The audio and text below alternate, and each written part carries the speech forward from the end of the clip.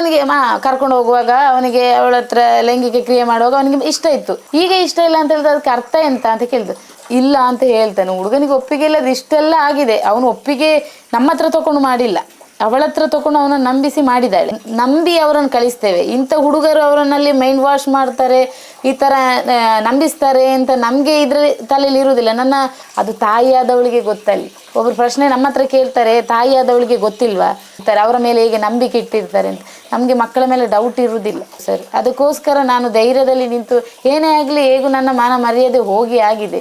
ವಾಸ್ತು ತಜ್ಞರು, ಅವರ ಮನೆ ವಾಸ್ತು ಅವರಿಗೆ ಗೊತ್ತಾಗಿಲ್ಲ. ಇನ್ನೊಬ್ಬರ ಮನೆ ಹೆಣ್ಣು ಮಕ್ಕಳಂದ್ರೆ ಅವರಿಗೆ ಭೋಗದ ವಸ್ತು ಆಗಿತ್ತು. ಆಗ ಹೇಗೆ ತೆಗಿತಾರೆ ಅಂತ ಕೇಳುವಾಗ ಅವರು ತೆಗಿತಾರೆ ಒಳಗಿಂದನೇ, ಇದು ಪೀಸ್ ಪೀಸ್ ಮಾಡಿ ತೆಗಿತೇವೆ ಅಂತ ಖುದ್ದಾಗಿ ಎಷ್ಟು ಕಷ್ಟಪಟ್ಟು ದುಡಿದು ಎಜುಕೇಶನ್ ಲೋನ್ ಬೇರೆ ಮಾಡಿ ಕಲಿಸಿದ್ದೇವೆ.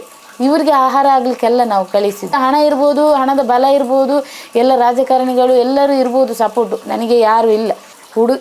ಹುಡುಗನ ಮೇಲೆ ಏನಾದರೂ ಕೈ ಮಾಡಿದರೆ ಹುಡುಗಿ ಪ್ರೆಗ್ನೆಂಟ್ ಅಂತ ನಾವು ನೋಡಲಿಕ್ಕಿಲ್ಲ ಅಂತ ನಮ್ಮ ಮತ್ತೆ ಮದುವೆ ಮಾಡಿಕೊಡ್ತೇವೆ ಅಂತ ನಿಮ್ಮ ಮನಸ್ಸಲ್ಲಿದ್ದರೆ ಅದನ್ನು ತೆಗೆದಾಕಿ. ಮದುವೆ ನಾವು ಮಾಡಿ ಕೊಡುವುದಿಲ್ಲ. ಲಾಸ್ಟಿಗೆ ತಾಯಿ ಹೇಳಿದರು, ಅಲ್ಲ ಮದುವೆ ಎಲ್ಲ ಮಾಡಿ ಕೊಡ್ತೇವೆ, ಮತ್ತು ಅವರು ಒಂದಾಗಿ ಇರಲಿ ಅಂತ ನೀವು ಹೇಳಲಿಕ್ಕಿಲ್ಲ. ಅವರನ್ನು ನೀವು ಮದುವೆ ಒಟ್ಟಿಗೆ ಇರಿ. ನಾನು ಹೇಳಿದೆ, ಅದೇಗೆ ನೀವು ಹೇಳ್ತೀರಿ, ನಾವು ಮದುವೆ ಯಾಕೆ ಮಾಡೋದು ನಾವು? ಅವರಿಗೆ 2 ಹೆಣ್ಣು, 1 ಹೆಣ್ಣು 1 ಗಂಡು. ದೊಡ್ಡವಳು ಹೆಣ್ಣೆ. ಏನು ಸರ್, ಅವರು ಒಂದು 4 ಮಕ್ಕಳಿಗೆ ವಿದ್ಯೆ ಹೇಳಿಕೊಡುವ ಟೀಚರ್ ಅವರು. ಅವರಿಗೆ ಗೊತ್ತಿಲ್ಲ ಅಂತ ಹೇಳಿದರೆ ಅದು ಯಾರೂ ನಂಬಲಿಕ್ಕಿಲ್ಲ. ಅವರದ್ದು ಒಂದೇ, ತೆಗಿವ ಅಂತ. ಇವತ್ತು ತೆಗೆದು ನಾಳೆ ಹೋಗುವ, ಮಾಡಿಸಿ ಹೋಗುವ, ಆ ಟೈಪ್ ಇದ್ರು ಅವರು. ತೆಗಿಸಿ ಹೋಗುವುದು ಅಂತ. ಹಾಗೆ ಸರಿ, ಅಲ್ಲಿ ಮತ್ತೆ ಡಾಕ್ಟ್ರ್ ಹತ್ರ ಮತ್ತು ನಾವು ಕನ್ಸಲ್ಟ್ ಆದ್ವಿ. ಸ್ಕ್ಯಾನಿಂಗ್ ಅದೆಲ್ಲ ಆಗಿ ಡಾಕ್ಟ್ರ್ ಹೇಳಿ ತೆಗಿಲಿಕ್ಕೆ ಆಗೋದಿಲ್ಲಮ್ಮ. ವಾಪಸ್ ಕೇಳಿದ್ದಾರೆ. ಇಲ್ಲ ನಾವು ತೆಗೆಯುವುದಿಲ್ಲ, ಇದು ಕೇಸ್ ಆಗ್ತದೆ, ಅದಕ್ಕೆಲ್ಲ ನಾವು ಅವ್ರು ಹೇಳಿದ್ರು ಡಾಕ್ಟ್ರು, ನೀವು ನಾನು ಹೇಳಿದೆ ಎಷ್ಟು ಇದು ಮಾಡಿದ್ರು ಸರ್, ಮೇಡಮ್ ಕೇಳ್ತಾ ಇಲ್ಲ, ತೆಗಿಸಿ ಅಂತ ಹೇಳ್ತಿದ್ದೆ. ನೀವು ನಿಮ್ಮ ಮಗಳ ಸೈಡಿಗೆ ನಿಂತು ಆಲೋಚನೆ ಮಾಡಿ, ಅವರು ಇದರಲ್ಲಿ ಆಲೋಚನೆ ಮಾಡಬೇಡಿ. ಯಾಕೆಂದರೆ ಇದು ಮಗಳ ಜೀವನದ ಪ್ರಶ್ನೆ. ಅವಳು ನಾಳೆ ಏನಾದರೂ, ಈಗ ಸಣ್ಣ ಹುಡುಗಿ ಬೇರೆ, ತೆಗಿಸೋದು ಅದು ಅಂತ ಅವರು ಹೇಳ್ತಾರೆ. ಇಲ್ಲಿ ಮಗಳಿಗೆ ಏನಾದಾದರೆ ನಿಮ್ಮ ಮಗಳ ಜೀವನ ಹಾಳಾಗ್ತದೆ ಅಂತ ನನ್ನ ಎದುರಿಗೆ ಹೇಳಿದರು. ಸರಿ, ನಾನು ಅದಕ್ಕೆ ಅವರ ಹತ್ರ ಹೇಳಿದೆ, ಇದು ಆಗೋದಿಲ್ಲ ಅಂತ ಡಾಕ್ಟ್ರ್ ಹೇಳಿದ್ದಾರೆ. ಏನು ಮಾಡಂದರೆ ಅವ್ರಿಗೆ ಒಟ್ರಾಸಿ ಅವ್ರಿಗೆ ಬೇಕು ಇದು. ಅವರು ಎಷ್ಟು ತಿಂಗಳು ಎಷ್ಟು ಇದು ಮಾಡಿ ಅಂದರೆ ಆ ಟೈಮ್ ಬೇಕಿತ್ತು ಅವರಿಗೆ. ಅಂದರೆ ತೆಗಿಸುವ ಇದಕ್ಕೆ ಬಂದಿದ್ದಾರೆ ಅವರು. ಅದು ಮಗಳನ್ನು ಮದುವೆ ಮಾಡಿಸಿ ತಗೊಳ್ಳೋ ಇದರಲ್ಲಿ ಬರಲಿಲ್ಲ ಅವರು. ಬೇಡ ನಮಗೆ ಇದನ್ನು ತೆಗಿಸಿ. ಯಾಕೆ ತೆಗಿಸಿ ಅಂತ ಕೇಳಿಲ್ವಾ ನೀವು ಪ್ರಶ್ನೆನ? ಯಾವ ಪ್ರಶ್ನೆಗೂ ನಾವು ಆನ್ಸರ್ ಮಾಡಲಿಲ್ಲ ಸರ್. ಯಾಕಂದರೆ ಹುಡುಗಿ ಕಡೆಯಿಂದ ನಾನು ಸುಮ್ಮನೆ ಇದ್ದೆ. ಆ ಟೈಮಲ್ಲಿ ಅವ್ರು ಏನೆಲ್ಲ ಮಾಡ್ತಾರೆ ಸುಮ್ಮನೆ ಇದ್ದೆ, ರಿಯಾಕ್ಷನ್ ಮಾಡಲಿ, ಮೌನವಾಗಿದ್ದೆ. ಯಾಕೆಂದರೆ ಹುಡುಗನೇ ಅಂದರೆ ಸುಳ್ಳು ಹೇಳಿ ಹುಡುಗನೇ ನಮ್ಮನ್ನು ಅವಳನ್ನು ಇದು ಮದುವೆ ಆಗ್ತೇನೆ ಅಂತೇಳಿ ನಂಬಿಸಿ ಇದು ಬಳಸ್ಕೊಂಡಿದ್ದಾನೆ. ಈಗ ಮನೆಯವರು ಅವರ ಸಪೋರ್ಟ್ ಇದ್ದಾರೆ, ಅಂದರೆ ಹುಡುಗನ ಸಪೋರ್ಟೇ ಇದ್ದಾನೆ. ಅಂದರೆ ಮನೆಯವರಿಗೆ ಇದು ಬೇಡ, ಇದನ್ನು ತೆಗಿಸಿ ಅವರು ಕೈ ತೊಳ್ಕೊಳ್ಳುವ ಅಂದಾಜಿ. ಅದಕ್ಕೆ ಏನು ಮಾಡಿದರೆ ಅಲ್ಲಿ ಡಾಕ್ಟ್ರ್ ಆಗೋದೇ ಇಲ್ಲ ಅಂತೇಳಿ ಸರಿ ಹಾಸ್ಪಿಟ್ಲಿಂದ ಹೊರಗಡೆ ಬಂದೇವು. ನಾವು ಹೇಳಿದ್ರಲ್ಲ ಡಾಕ್ಟ್ರ್, ನಿಮಗೆ ಕನ್ಫರ್ಮ್ ಆಯ್ತಲ್ಲ, ನಿಮಗೆ ಕನ್ಫರ್ಮ್ ಆಗಲಿಕ್ಕೆ ಕರೆದದ್ದು ನಾವು. ಮತ್ತು ಸುಳ್ಳು ಹೇಳಿ ನಾವು ಇದನ್ನು ಮಾಡಲಿಲ್ಲ. ಅಂದರೆ ಅಥೇನದಲ್ಲಿ ಹೋಗೋಕೆ ಅವ್ರು ಬಂದಿಲ್ಲ ಆಯ್ತು ಯಾರು, ಮಗನನ್ನು ನಾವು ಮಾತ್ರ ಕರ್ಕೊಂಡೋದು. ಅಲ್ಲೇ ನಾನು ನಾಟಕ ಆಡಿದ್ದೇವೆ ಅಂತ. ಅದು ಹೇಗೆ 7.5 ತಿಂಗಳು, ಅದು ನಮಗೆ ಇನ್ನೂ ಸಹ ಇದಾಗಲಿಲ್ಲ. ಹುಡುಗ ಹೇಳ್ತಾನೆ 6 ತಿಂಗಳು ಅಂತ. ಇವರಿಗೆ ಡೇಟ್ ಇದಾಗಿದೆ ಮೇಡಮ್. ಅವರಿಗೆ ಮಕ್ಕಳು ಬುದ್ಧಿ, ಅವ್ರಿಗೆ ಆ ಟೈಮಲ್ಲಿ ಯಾವಾಗ ಇದು ಆಗಿದೆ ಅಂತ ಅವರಿಗೆ ಗೊತ್ತಿಲ್ಲ. ಡೇಟ್ ಮಿಸ್ ಆಗಿದೆ ಅಂತ ಹೇಳಿದೆ. ನನ್ನ ಗಂಡ ತುಂಬ ಅವ್ರ ಹತ್ರ ಹೇಳಿದರು, ಹುಡುಗನನ್ನು ಕರೆಸಿ, ಹುಡುಗನನ್ನೇ ಯಾಕೆ ಕರ್ಕೊಂಬರಲಿಲ್ಲ, ಹುಡುಗನನ್ನು ಕರೆಸಿ ಅಂತ. ಹುಡುಗನ ಹತ್ರ ಏನು ಮಾತಾಡಲಿಕ್ಕಿದೆ? ಹುಡುಗನ ಹತ್ರ ಏನು ಮಾತಾಡಲಿಕ್ಕಿಲ್ಲ, ಎಲ್ಲ ನಮ್ಮ ಹತ್ರನೇ ಮಾತಾಡಿ ಹುಡುಗನ ಮೈಗೆ ಕೈ ಹಾಕಿದ್ರು. ಹುಡುಗಿ ಪ್ರೆಗ್ನೆಂಟ್ ಅಂತ ನೋಡಲಿಕ್ಕಿಲ್ಲ ಅಂತ ಹುಡುಗನ ಅಮ್ಮನೇ ಹೇಳಿದ್ದಾರೆ ಡೈರೆಕ್ಟಾಗಿ. ಹುಡುಗನ ಮೇಲೆ ಏನಾದರೂ ಕೈ ಮಾಡಿದರೆ ಹುಡುಗಿ ಪ್ರೆಗ್ನೆಂಟ್ ಅಂತ ನಾವು ನೋಡಲಿಕ್ಕಿಲ್ಲ ಅಂತ ನಮ್ಮ ಮತ್ತೆ ಮದುವೆ ಮಾಡಿ ಕೊಡ್ತೇವೆ ಅಂತ ನಿಮ್ಮ ಮನಸ್ಸಲ್ಲಿದ್ದರೆ ಅದನ್ನು ತೆಗೆದಾಕಿ. ಮದುವೆ ನಾವು ಮಾಡಿ ಕೊಡುವುದಿಲ್ಲ. ಒಂದು ಹೆಣ್ಣಾಗಿ ಒಂದು ಹೆಣ್ಣಿಗೆ ಅವರು ಹೇಳ್ತಿರು ಮದುವೆ ಮಾಡಿ ಅದೇ ನನ್ನ ಮಗಳ ಎದುರುಗಡೆನೇ ಹೇಳಿದ್ದು ಸರ್. ಇಲ್ಲಿ ನಾನು ನಿಂತಿದ್ದೇನೆ, ಇಲ್ಲಿ ನನ್ನ ಮಗಳು ನಿಂತಿದ್ದಾಳೆ. ಹಾಗಾದ್ರೆ ನನ್ನ ಮಗಳಿಗೆ ಹೇಗೆ ಆಗಿರ್ಬೋದು, ಹೆತ್ತ ಅಮ್ಮನಿಗೆ ಹೇಗೆ ಆಗಿರ್ಬೋದು? ನಾನು ಹೇಳೋದು ನನ್ನ ಮಗಳಿಗೆ ಆದ ಇದನ್ನು ಹೇಳೋದಲ್ಲ, ಇಡೀ ಸಮಾಜದಲ್ಲಿ ಒಂದು ಹೆಣ್ಣಿಗೆ ಆಗುವಂಥ ಶೋಷಣೆಗಳೇ ಇದು. ಈ ಥರ ಆಗಬಾರ್ದು. ಅದಕ್ಕೆ ನಾನು ನಿಂತಿದ್ದೇನೆ, ಮಗಳ ಪರ ನಿಂತಿದ್ದೇನೆ. ಏನೇ ಆಯಿತು ಆಗಿ ಹೋಯಿತು, ಅದನ್ನು ಇನ್ನು ತಿದ್ದುಪಡಿ ಮಾಡಬೇಕು. ಅವರ ಮನೆಯವರು ಮಗನಿಗೆ ಹೇಳಬೇಕು, ನೀನು ಒಂದು ಹುಡುಗಿಯ ಜೀವನದಲ್ಲಿ ಆಟ ಆಡಿದ್ದಿ, ನಮ್ಮ ಮನೆಯಲ್ಲೂ ಒಬ್ಬಳು ಹೆಣ್ಣು ಮಗಳಿದ್ದಾಳೆ, ನೀನು ಅದನ್ನು ಆಲೋಚನೆ ಮಾಡು, ಅವಳಿಗೊಂದು ಲೈಫ್ ಕೊಡು. ಅವನಿಗೆ ಸಣ್ಣದಂತೆ ಪ್ರಾಯ, ಅವನಿಗೆ ಸಣ್ಣದು. ನನ್ನ ಮಗಳು ಸಣ್ಣದೇ ಸರ್, 20 ವರ್ಷ. ಎಷ್ಟು ಕಷ್ಟಪಟ್ಟು ದುಡಿದು ಎಜುಕೇಶನ್ ಲೋನ್ ಬೇರೆ ಮಾಡಿ ಕಲಿಸಿದ್ದೇವೆ. ಇವರಿಗೆ ಆಹಾರ ಆಗ್ಲಿಕ್ಕೆಲ್ಲ ನಾವು ಕಳಿಸಿದ್ದು. ಹಣ ಇರ್ಬೋದು, ಹಣದ ಬಲ ಇರ್ಬೋದು, ಎಲ್ಲ ರಾಜಕಾರಣಿಗಳು ಎಲ್ಲರೂ ಇರ್ಬೋದು ಸಪೋರ್ಟು, ನನಗೆ ಯಾರು ಇಲ್ಲ. ಈಗಾಗಲೇ ಬಂದಿದ್ದಾರೆ. ಮುಂಚೆ ನಾನು ಈ ಇಳಿಯುವಾಗ ನನಗೆ ಸಪೋರ್ಟ್ ಯಾರು ಬರಲಿಲ್ಲ. ಸೀದಾ ತಂದೆ ತಾಯಿ ಹೊರಟರು ಅಲ್ಲಿಂದ. ನಾನು ತಂದೆ ಹತ್ರ ಹೇಳಿದೆ, ಮತ್ತು ಹೊರಟರು ಅಲ್ಲಿಂದ. ತಂದೆ ವಾಪಸ್ ನಮ್ಮನ್ನು ಮನೆ ತನಕ ಬಿಟ್ಟು ಮತ್ತೆ ಅಲ್ಲಿ ಹೇಳಿದ್ದಾರೆ ಹಾಸ್ಪಿಟ್ಲ್ ಎದುರುಗಡೆ. ಇನ್ನೊಂದು ಬಂಟ್ವಾಳದಲ್ಲಿ ಒಂದು ಡಾಕ್ಟರ್ ಇದ್ದಾರೆ, ನನ್ನ ಇವರನ್ನೇ ಹೆಂಡತಿಯನ್ನೇ ಡೆಲಿವರಿ ಅವರು ಮಾಡ್ತಾರೆ, ಅವರು ಇದನ್ನು ಮಾಡ್ತಾರೆ ಅಂತ ಅವ್ರು ಹೇಳಿದ್ದಾರೆ ಆಗಲೇ. ಅದಕ್ಕೆ ನಾವು ಕೇಳಿದದು ಹೇಗೆ ಮಾಡ್ತಾರೆ ಸರ್, ಇಷ್ಟು 2 ಡಾಕ್ಟ್ರುಗಳು ಹೇಳುವಾಗಲೇ ನೀವು ಇದ್ದೀರಿ ಎದುರು, ಆಗೋದಿಲ್ಲ ಹುಡುಗಿ ಜೀವಕ್ಕೆ ಅಲ್ಲ, ಅದು ನೋಡುವ ಆಗ ಹೇಗೆ ತೆಗಿತಾರೆ ಅಂತ ಕೇಳುವಾಗ, ಅಲ್ಲ ಅದು ಅವರು ತೆಗಿತಾರೆ ಒಳಗಿಂದನೇ, ಇದು ಪೀಸ್ ಮಾಡಿ ತೆಗಿತೇವೆ ಅಂತ ಖುದ್ದಾಗಿ ಅವರ ತಂದೆನೇ ನಮ್ಮ ಹತ್ರ ಎದುರುಗಡೆ ಮಾತಾಡಿದ್ದಾರೆ, ಪೀಸ್ ಮಾಡಿ ತೆಗಿಸ್ತೇವೆ ಅಂದರೆ. ಇಷ್ಟೆಲ್ಲ ಅಂದರೆ ಅವ್ರ ರಾಜಕಾರಣ ಇಲ್ಲದೆ ಒಂದು ದೇವಸ್ಥಾನದಲ್ಲಿ ಒಬ್ಬರು ಇದರಲ್ಲಿ ಕೆಲಸ ಮಾಡ್ತಿರೋರು, ವಾಸ್ತು ಶಿಲ್ಪಿ ಬೇರೆ, ವಾಸ್ತು ತಜ್ಞರು, ಅವರ ಮನೆ ವಾಸ್ತು ಅವರಿಗೆ ಗೊತ್ತಾಗಿಲ್ಲ. ಇನ್ನೊಬ್ಬರ ಮನೆ ಹೆಣ್ಣು ಮಕ್ಕಳಂದ್ರೆ ಅವರಿಗೆ ಭೋಗದ ವಸ್ತುವಾಗಿತ್ತು.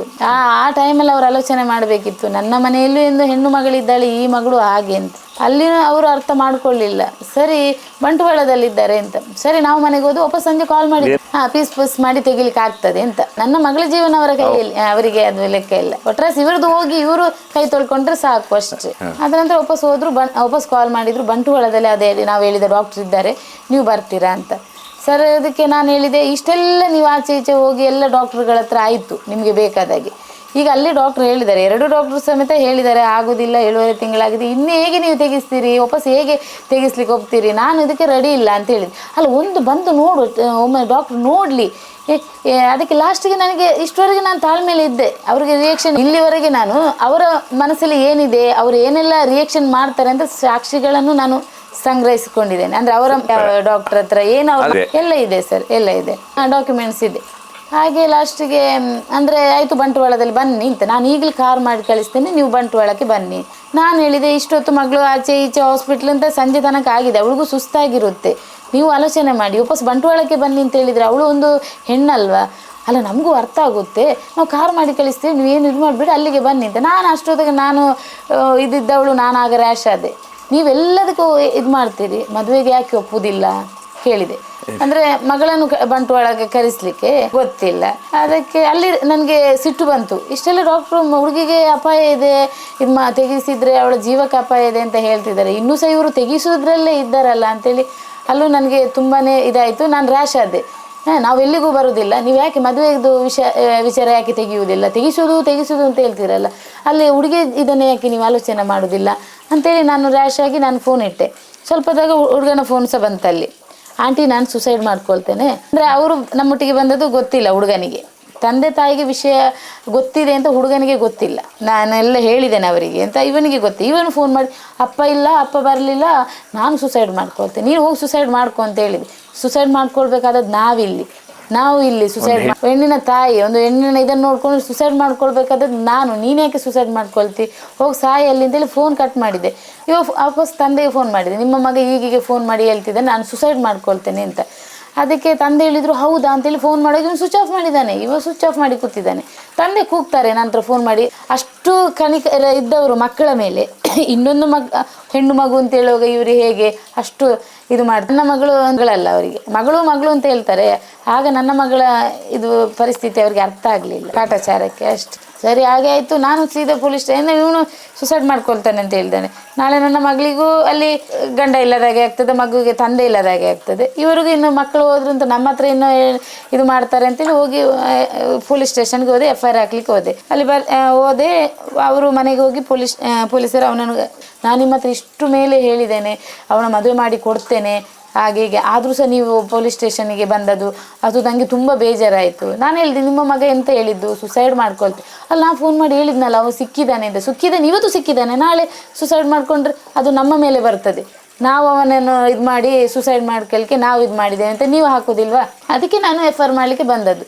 ಅಷ್ಟೊತ್ತಿಗೆ ಅವರಲ್ಲಿ ಬಂದು ನಾವು FIR ತೆಗೀರಿ, ಹುಡುಗನ ಇದು ಹಾಳಾಗ್ತದೆ, ಎಜುಕೇಷನ್ ಮಾಡ್ತಿದ್ದಾನೆ. FIR ವಿಷಯದಲ್ಲಿ ಬರುವಾಗ ನಾನು ಅಂದರೆ ಅಲ್ಲಿ ಹೇಳಿದ್ದೇನೆ, ಇವರು ಎಲ್ಲ ಹಾಸ್ಪಿಟ್ಲಿಗೆ ಹೋಗಿದ್ದೇವೆ, ಎಲ್ಲ ಕಡೆ ಕೊಡ್ತೀವಿ, ಒಂದೇ ತೆಗಿಸುವ ಬಿಟ್ಟು ಮದುವೆ ಮಾಡುವ ಇದರಲ್ಲಿ ಇಲ್ಲ. ಲಾಸ್ಟಿಗೆ ಹುಡುಗ ಸುಸೈಡ್ ಮಾಡ್ಕೊಳ್ತಾನೆ ಅಂತ ನನಗೆ ಫೋನ್ ಬಂತ. ನಾನು ನಮ್ಮ ಸೇಫ್ಟಿ ನೋಡ್ಕೊಳ್ಬೇಕು. ಹೌದು, ನನ್ನ ಮಗಳು ಏನಾದರೂ ಮಾಡ್ಕೊಂಡ್ರೆ ಮಾಡಬೇಕಿತ್ತು. ಯಾಕಂದರೆ ನಾನು ಧೈರ್ಯದಲ್ಲಿ ನಾ ತಾಯಿ ಆದವಳು ಇಷ್ಟು ಧೈರ್ಯ ಕೊಟ್ಟಿದ್ದೇನೆ ಅಂತ ಮಗಳು ಇದ್ದಾಳೆ ಇಷ್ಟುವರೆಗೂ ನನ್ನ ನಂಬಿಕೊಂಡಿದ್ದಾಳೆ. ಅದೇ ಒಂದು ತಾಯಿ ಸರಿ ನೀನು ಹೀಗೆ ಮಾಡ್ಕೊಂಡು ಹಾಗೆ ಮಾಡ್ಕೊಂಡು ನಾವು ಸುಸೈಡ್ ಮಾಡ್ಕೊಳ್ತೇವೆ ಅಂತ ಹೇಳಿದ್ರೆ ಅವಳು ಅದನ್ನೇ ಮಾಡ್ಕೊಳ್ತಾರೆ ಸರ್.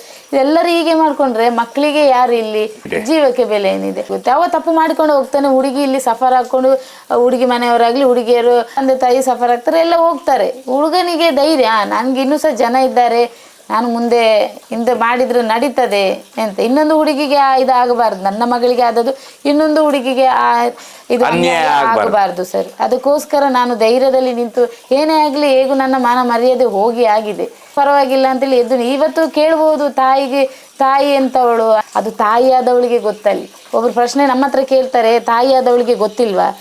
ಅದೇ ಆ ತಾಯಿಗೆ ಗೊತ್ತಿರಬೇಕು ಮಕ್ಕಳನ್ನು ಹೇಗೆ ಇದು ಮಾಡಿರ್ತಾರೆ, ಅವರ ಮೇಲೆ ಹೇಗೆ ನಂಬಿಕೆ ಇಟ್ಟಿರ್ತಾರೆ ಅಂತ. ನಮಗೆ ಮಕ್ಕಳ ಮೇಲೆ ಡೌಟ್ ಇರುವುದಿಲ್ಲ, ಆದ ಕಾರಣ ಅವರು ಫ್ರೀಡಮ್ ಬಿಟ್ಟಿದ್ದೇವೆ, ಅವ್ರು ಕಲೀಲಿ. ಅದೇ ಎಜುಕೇಷನಲ್ಲಿ ನಾವು ಅವಳನ್ನು ಯಾವ ಡೌಟು ಮಾಡಲಿಲ್ಲ. ಅದೇ ನಾನು ಹೇಳು ಸರ್, ನಾವು ಮಕ್ಕಳನ್ನು ಅಂದರೆ ನಂಬಿ ಅವರನ್ನು ಕಳಿಸ್ತೇವೆ. ಇಂಥ ಹುಡುಗರು ಅವರನ್ನಲ್ಲಿ ಮೈಂಡ್ ವಾಶ್ ಮಾಡ್ತಾರೆ, ಈ ಥರ ನಂಬಿಸ್ತಾರೆ ಅಂತ ನಮಗೆ ಇದ್ರ ತಲೆಯಲ್ಲಿ ಇರುವುದಿಲ್ಲ. ನನ್ನ ಮಗಳು ಧೈರ್ಯವಂತೆ ಹಾಗೆ ಕಳಿಸಿರ್ತೇವೆ. ಈ ಹುಡುಗ ಏನು ಮಾಡಿದ್ದಾನೆ, ಅವಳ ಮೈಂಡ್ ವಾಶ್ ಹೇಗೆ ಮಾಡಿ ಕರ್ಕೊಂಡು ಹೋಗಿದ್ದಾನೆ ಅಂತ ನಮ್ಗೆ ಗೊತ್ತಿಲ್ಲ. ಅಂಥ ಹುಡುಗಿನೂ ಅಲ್ಲ, ಒಂದು ಹುಡುಗನನ್ನು ಕಣ್ಣೆತ್ತಿ ನೋಡು ಹುಡುಗಿಸು ಅಲ್ಲ ನಮ್ಮ ಹುಡುಗಿ. ಅಂಥ ಹುಡುಗಿ ಸ್ಕೂಲಲ್ಲಿ ಹೈಸ್ಕೂಲಿಂದನೇ ಒಟ್ಟಿಗೆ ಇದ್ದವರು, ಅದನ್ನೇ ದುರ್ಬಳಕೆ ಮಾಡ್ಕೊಂಡ. ನಂತರ ಸ್ಟೇಷನ್ನಲ್ಲಿ ವಾದ ಆಯಿತು, ನೀವು ತೆಗೀರಿ, ನಾವು ಅವ್ರಿಗೆ ಮದುವೆ ಮಾಡಿ ಕೊಡ್ತೇವೆ ಅಂತ ಹೇಳಿದರು. ಸರಿ ಮದುವೆ ಮಾಡಿಕೊಡ್ತಂದ್ರೆ ಅಶೋಕ್ ರೈ MLA ಇಲ್ಲಿ ಪುತ್ತೂರಿನ MLAಗೆ ಶಾಸಕರು ಅವ್ರಿಗೆ ಫೋನ್ ಮಾಡಿ ಸರಿ ಅವ್ರು ಹೇಳಿದರು ಮುಚ್ಚಳಿಕೆ ಪತ್ರ ಬರೆದು ಕೊಡಿ ಅಂತ ಹೇಳಿದ್ದಾರೆ. ಹಾಗೆ ಅವರು ಬರೆದು ಕೊಟ್ಟು ಸರಿ ಇವರು ಹೇಳಿದರೆ ನಾವು ಮದುವೆ ಮಾಡ್ತೇವೆ. ಅವನಿಗೆ 21 ವರ್ಷ ಆಗಲಿಲ್ಲ, ಜೂನು 23ಕ್ಕೆ 21 ವರ್ಷ ಆಗುತ್ತೆ, ಮದುವೆ ಮಾಡಿ ಕೊಡ್ತೇವೆ ಅಂತ ಹೇಳಿದ್ದಾರೆ. ಸರಿ ಇವರು ಒಪ್ಪಿದಾರಲ್ಲ ಸರ್, ಮದುವೆ ಮಾಡ್ತೇವೆ ಅಂತ ಹೇಳಿದಾರಲ್ಲ, ನಮಗೆ ಈ ಬಡ ಕುಟುಂಬಕ್ಕೆ ಇದೇ ಒಂದು ಧೈರ್ಯ, ನಮಗೆ ಮದುವೆ ಮಾಡಿ ಕೊಡ್ತಾರೆ. ಅದಲ್ಲಂದರೆ ನನ್ನ ಗಂಡನ ಕ್ಲಾಸ್ಮೇಟ್ ಸಮೇತ ಅಂತ ಹೇಳಿದ್ದಾರೆ. ಇವು ನನ್ನ ಕ್ಲಾಸ್ಮೇಟ್, ನನ್ನ ಹುಡುಗಿ ಅಪ್ಪ ನಂಬಿದ್ರು, ಅವರು ನಂಬಿದ್ರು. ಇಲ್ಲ ಅವನು ಮದುವೆ ಮಾಡಿ ಕೊಡ್ತಾನೆ, ನೀನು ಯಾವ ಇದಕ್ಕೆ ಹೋಗಬೇಡ, ನೀನು ಎಲ್ಲಿ ಹೋಗಬೇಡ, ಮದುವೆ ಮಾಡಿ ಕೊಡ್ತಾನೆ. ಸರಿ ಮದುವೆ ಮಾಡಿ ಕೊಡ್ತಾನೆ ಅಂತ ನಾವು ನಂಬಿದೆವು. ಇವರು ದಿನ ಫೋನ್ ದಿನ ಅಂದರೆ ವಾರಕ್ಕೊಂದ್ಸಲ ಫೋನ್ ಮಾಡ್ತಾರೆ, ಇದು ಮಗಳು ಹೇಗಿದ್ದಾಳೆ ಎಲ್ಲ ಕೇಳ್ತಾ ಇದ್ರು. ಅವಳಿಗೆ ಇದು ನೋಡ್ಕೊಳ್ಳಿ ಅವಳನ್ನು ಚೆನ್ನಾಗಿ. ಹಾಗೆ ವಾಪಸ್ ತಾಯಿ ಏನು ಫೋನ್ ಮಾಡಿಲ್ಲ ಸರ್, ಇಷ್ಟುವರೆಗೆ ನಮಗೆ ಕಾಲ್ ಮಾಡಿಲ್ಲ ತಾಯಿ. ಮತ್ತು ವಾಪಸ್ ಅದ್ರ ಎಡೆಗೆ ಕೇಳ್ತಾರೆ, ಅಲ್ಲ ಇದು ನೀವೇನಾದರೂ ಮನಸ್ಸು ಮಾಡಿದ್ರ ವಾಪಸ್ ತೆಗಿಲಿಕ್ಕೆ ಈ ಮಾತಾಡಿದ್ರು ಸಹ ಅದ್ರ ಎಡೆಯಲ್ಲಿ ಕೇಳ್ತಿದ್ರು, ವಾಪಸ್ ಏನಾದರೂ ನಿಮ್ಮದು ಹೋಗುವ ಇದೇನಾದರೂ ಉಂಟಾ, ಇಲ್ಲಿ ಸ್ಟೇಷನಲ್ಲಿ ಆದ್ರ ನಂತರ ಸಹ ವಾಪಸ್ ಹೋಗುವ ಹಾಗೆ ಅಂತ ಕೇಳ್ತಾ ಇದ್ರು. ಅಂದರೆ ಮಾತಾಡೋದಕ್ಕೆ ಒಂದು ನೆಪ, ಅಂದರೆ ಫೋನ್ ಇಲ್ಲಿ ರೆಕಾರ್ಡ್ ಆಗ್ತಿದೆ ಅಲ್ಲ, ಅದಕ್ಕೋಸ್ಕರ ಒಂದು ನೆಪ. ಅಂದರೆ ನಾವು ಚೆನ್ನಾಗಿ ಅವರನ್ನು ಇದು ಮಾಡ್ತಾ ಇದ್ದೇವೆ, ಟ್ರೀಟ್ ಮಾಡ್ತಾ ಮಾತಲ್ಲೇ ಒಂದು ಇದು ಮರಳು ಮಾಡಿದವರು. ಅಂದರೆ ಗೊತ್ತಾಗಲಿ ನಾವು ಸಹ ಅಂತರಕ್ಕೇನಿಲ್ಲ ಅಂತ ಇವರು ಫೋನಲ್ಲಿ ನೇಗೂ ಗೊತ್ತಲ್ಲ ಕೇಸ್ ಆಗಿದೆ, ಅದಕ್ಕೋಸ್ಕರ ಹಾಗೆ ಮಾತಾಡ್ತಿದ್ರು. ಹೀಗೆ ಸಿಕ್ಕಿ ವಾಪಸ್ ಒಂದು ಕಡೆ ಒಂದು ಮನೆಯಲ್ಲಿ ಮಾತುಕತೆ ಆಯಿತು. ಅದರ ನಂತರ ನಮಗೆ ಅವರ ತಾಯಿ ತಂದೆ ಮತ್ತು ನಾನು ನನ್ನ ಗಂಡ 4 ಮಂದಿ ಹೋದೆವು. ಅಲ್ಲಿ ಅವರು ಅಂದರೆ ರಿಜಿಸ್ಟ್ರಿಗೆ ನಾವು ಮಾತಾಡಲಿಕ್ಕೆ, ರಿಜಿಸ್ಟರ್ ಮ್ಯಾರೇಜಿಗೆ ಲಾಯರ್ ಬೇಕಲ್ಲ, ಅದಕ್ಕೋಸ್ಕರ ಮಾತಾಡಲಿಕ್ಕೆ ಒಮ್ಮೆ ಬಂದು ಮಾತಾಡುವ ಅಂತ. ಸರಿ ಲಾಯರ್ ಇಲ್ಲ, ಫಸ್ಟ್ ನಾವೇ ಮಾತಾಡ್ಕೊಳ್ವ, ಮತ್ತೆ ಅವ್ರಿಗೆ ಕನ್ಸಲ್ಟ್, ಈಗ ನಾವು ಮಾತಾಡಿದವ್ರ ಹತ್ರ ಇಂಥ ಕನ್ಸಲ್ಟ್ ಆಗು, ಸರಿ ಮಾತಾಡುವ. ಅಲ್ಲಿ ಮಾತಾಡಿದ್ರು, ಅಲ್ಲ ನಾವು ಹುಡುಗನಿಗೆ ಒಪ್ಪಿಗೆ ಇಲ್ಲ ಅಂತ ಹೇಳ್ತಾನೆ. ಹುಡುಗನಿಗೆ ಒಪ್ಪಿಗೆ ಇಲ್ಲ, ಇಷ್ಟೆಲ್ಲ ಆಗಿದೆ, ಅವನು ಒಪ್ಪಿಗೆ ನಮ್ಮ ಹತ್ರ ತಗೊಂಡು ಮಾಡಿಲ್ಲ, ಅವಳ ಹತ್ರ ತಗೊಂಡು ಅವನನ್ನು ನಂಬಿಸಿ ಮಾಡಿದ್ದಾಳೆ. ಈಗ ಒಪ್ಪಿಗಿಲ್ಲ ಅಂತ ಹೇಳಿದ್ರೆ ಯಾರು ಕೇಳಲಿಕ್ಕೆ ರೆಡಿ ಇಲ್ಲ ಇಲ್ಲಿ ಅಲ್ಲ. ಈಗ ಮದುವೆ ಮಾಡಿ ಕೊಡ್ತೇವೆ, ರಿಜಿಸ್ಟರ್ ಎಲ್ಲ ಮಾಡಿ ಕೊಡ್ತೇವೆ, ಹೌದು, ಒಂದು ಮಗುವಿನ ತಂದೆಯಾಗಿ. ಈಗ ಒಪ್ಪಿಲ್ಲ ಅಂತ ಹೇಳಿದ್ರೆ ಅದಕ್ಕೆ ಅರ್ಥ ಇಲ್ಲವೇ? ಅದಕ್ಕೆ ಲಾಸ್ಟ್ ಅವ್ರು ಹೇಳಿದ್ರು ರಿಜಿಸ್ಟರ್ ಮಾಡಿ ಕೊಡ್ತೇವೆ, ಮದುವೆ ಎಲ್ಲ ಮಾಡಿ ಕೊಡ್ತೇವೆ. ಅವರು ನಾಳೆ ಚೆನ್ನಾಗಿಲ್ಲ ಅಂದಿದ್ರೆ, ಅವರು ಒಟ್ಟಿಗೆ ಬಾಳಲಿಲ್ಲ ಅಂದರೆ ಎಂತ ಮಾಡೋದು ಅಂತ. ಯಾಕೆ ಬಾಳೋದಿಲ್ಲ ಅಂತ ಕೇಳಿದ್ದೆ. ಆವಾಗ ಅವನಿಗೆ ಕರ್ಕೊಂಡು ಹೋಗುವಾಗ ಅವನಿಗೆ ಅವಳ ಹತ್ರ ಲೈಂಗಿಕ ಕ್ರಿಯೆ ಮಾಡುವಾಗ ಅವನಿಗೆ ಇಷ್ಟ ಇತ್ತು. ಈಗ ಇಷ್ಟ ಇಲ್ಲ ಅಂತ ಹೇಳಿದ್ರೆ ಅದಕ್ಕೆ ಅರ್ಥ ಎಂತ ಅಂತ ಕೇಳಿದ್ರು. ಅಷ್ಟೊತ್ತಾಗುವಾಗ ಹಾಗೆಲ್ಲ ನಾನು ಕೇಳಿದ್ದು ಹೇಗೆ ಕೇಳಿ ನೀವು ಅಷ್ಟೇ ಮದುವೆ ಮಾಡಬೇಕು ಅಷ್ಟೇ ನಾವು ಹೇಳ್ತಿರೋದು. ಲಾಸ್ಟಿಗೆ ತಾಯಿ ಹೇಳಿದರು, ಅಲ್ಲ ಮದುವೆ ಎಲ್ಲ ಮಾಡಿ ಕೊಡ್ತೇವೆ, ಮತ್ತು ಅವರು ಒಂದಾಗಿ ಇರಲಿ ಅಂತ ನೀವು ಹೇಳಲಿಕ್ಕಿಲ್ಲ, ಅವ್ರಿಗೆ ಫೋರ್ಸ್ ಮಾಡಲಿಕ್ಕಿಲ್ಲ, ಅವರನ್ನು ನೀವು ಮದುವೆ ಒಟ್ಟಿಗೆ ಇರಿ. ನಾನು ಹೇಳಿದೆ, ಅದೇಗೆ ನೀವು ಹೇಳ್ತೀರಿ, ನಾವು ಮದುವೆ ಯಾಕೆ ಮಾಡೋದು, ನಾವು ಅವರು ಒಟ್ಟಿಗೆ ಇರಲಿ ಅಂತಲೇ ಮದುವೆ ಮಾಡೋದು ನಾವು ಅಲ್ವಾ? ಇವು ಒಟ್ಟಿಗಿಲ್ಲ ಅಂತ ಯಾಕೆ ನಾವು ಮದುವೆ ಮಾಡಬೇಕು? ಅವರ ಗಂಡ ಹೇಳಿದರು, ಅಲ್ಲ ಅವಳು ಅದು ತಪ್ಪಿ ಮಾತಾಡಿದ್ಲು ಸರ್. ತಪ್ಪಿ ಅಲ್ಲ, ಅವರು ಒಂದು 4 ಮಕ್ಕಳಿಗೆ ವಿದ್ಯೆ ಹೇಳಿಕೊಡುವ ಟೀಚರ್ ಅವರು. ತಪ್ಪಿ ಬರುವುದಿಲ್ಲ ಅವರ ಬಾಯಲ್ಲಿ. ಅವರು ಇದ್ದನ್ನಿದ್ದಾಗೆ ಹೇಳಿದ್ದಾರೆ. ಹೇಗೆ ಒಂದು ವಿದ್ಯೆ 4 ಮಕ್ಕಳಿಗೆ ವಿದ್ಯೆ ಹೇಳಿಕೊಡುವ ಟೀಚರೇ ಈಗ ಮಾತಾಡಿದ್ರೆ ಇನ್ನು 4 ಮಕ್ಕಳಿಗೆ ಅವರು ಹೇಗೆ ವಿದ್ಯೆ ಹೇಳಿಕೊಡ್ತಾರೆ? ಹೇಗೆ ಇನ್ನು ಬುದ್ಧಿ ಹೇಳಲಿಕ್ಕೆ ಸಾಧ್ಯ ಮಕ್ಕಳಿಗೆ? ಅಲ್ಲಲ್ಲ, ಅದು ತಪ್ಪಾಯಿತು. ಸರಿ, ಎಂತ ತಪ್ಪಾಯಿತು? ನಾನು ಹೇಳಿದೆ ಅವಳು ಮದುವೆ ಆಗಬೇಕು, ಮಗುವನ್ನು ನೋಡ್ಕೊಳ್ಬೇಕು, ನಮಗಿಷ್ಟೇ ಬೇಕಾದದ್ದು. ಅವರು ತಪ್ಪು ಮಾಡ್ಕೊಂಡಿದ್ದಾರಲ್ಲ, ಅವ್ರು ತಿದ್ಕೊಳ್ಳಿ ಅದನ್ನು. ನೀವು ಅದಕ್ಕೆ ಅವಕಾಶ ಮಾಡಿಕೊಡಿ. ಅದು ಬಿಟ್ಟು ನೀವು ಮಗನನ್ನು ಫೋರ್ಸ್ ಮಾಡ್ಕೊಂಡು ಬರಬೇಡಿ ನಮ್ಮ ಹತ್ರ. ತೆಗಿಸಿ ಅದು ಒಂದೇ ತೆಗಿಸಿ ಅಷ್ಟೇ ಕೇಳೋದು. ಮದುವೆ ಮಾಡಿಸಿ ಕೊಡ್ತೇವೆ ಅಂತ ಇಲ್ಲಿ ಸ್ಟೇಷನಲ್ಲಿ ಮುಚ್ಚಳಿಕೆ ಪತ್ರ ಬರೆದು ಕೊಟ್ಟ ನಂತರನೂ ಇದೆ. ಅಲ್ಲಿ ಹೋಗಿ ಒಮ್ಮೆ ಬರ್ತೀರಾ ಅಲ್ಲಿಗೆ ನೋಡುವ. ಎಲ್ಲಿ ಚಂದ ಮಾತಾಡ್ತಾರೆ ಸರ್. ಬೆಣ್ಣೆ ಅದು ಹೇಳ್ತಾರಲ್ಲ, ಬೆಣ್ಣೆಯಿಂದ ಇದೆಲ್ಲ ಹೇಳ್ದಾಗೆ ಅಷ್ಟು ಚಂದ ಮಾತಾಡ್ತಾರೆ. ಅವರ ಮಾತಿಗೆ ನಾವು 1.5 ತಿಂಗಳಿಂದ ಅವರ ಮಾತಿಗೆ ಮರಳಾದೆ. ಅದರ ಎಡೆಗೆ ಕೆಲವು ಮಾತುಗಳೆಲ್ಲ ಬಂದಿದೆ. ಹುಡುಗನದು ದೇವಸ್ಥಾನ ಇಲ್ಲಿ ಮಲಿಂಗೇಶ್ವರ ಟೆಂಪಲ್ ಅಲ್ಲಿ ಹೇಳಿದಾನಂತೆ, ನಾನಲ್ಲ ಅದಕ್ಕೆ ಇನ್ನು 4 ಮಂದಿ ಇದ್ದಾರೆ ಅಂತ ನಮಗೆ ಕಿವಿಗೆ ಬಿತ್ತು. ಕೇಳಿದೆ ತಂದೆ ಹತ್ರ ಫೋನ್ ಮಾಡಿ, ಹೀಗೆ ನಿಮ್ಮ ಮಗ. ಹೌದಾ, ನನಗೆ ಗೊತ್ತೇ ಇಲ್ಲ ವಿಷಯ ಅಂತ. ನಿಮಗೆ ಗೊತ್ತಿರಲಿಕ್ಕಿಲ್ಲ, ಯಾಕೆಂದರೆ ಪಾಪದ ಮನೆ ಹೆಣ್ಣು ಮಕ್ಕಳು ನೋಡಿ, ನಿಮಗೆ ಇದರಲ್ಲಿ ಆಟ ಆಡೋದ್ರಲ್ಲಿ ಭಾರಿ ಇದಾಗಿದೆ. ನಿಸ್ಸಿಮರು ನೀವು, ನಿಮಗೆ ಗೊತ್ತಿರಲಿಕ್ಕಿಲ್ಲ. ಕರೀರಿ ಅವನನ್ನು ಅಂತ, ಅವನಿಗೆ ಕೂತು ಮಾತಾಡಿಸ್ಬೇಕು, ಅವನನ್ನು ಕರೀರಿ ಅಂತ ಹೇಳಿದೆ.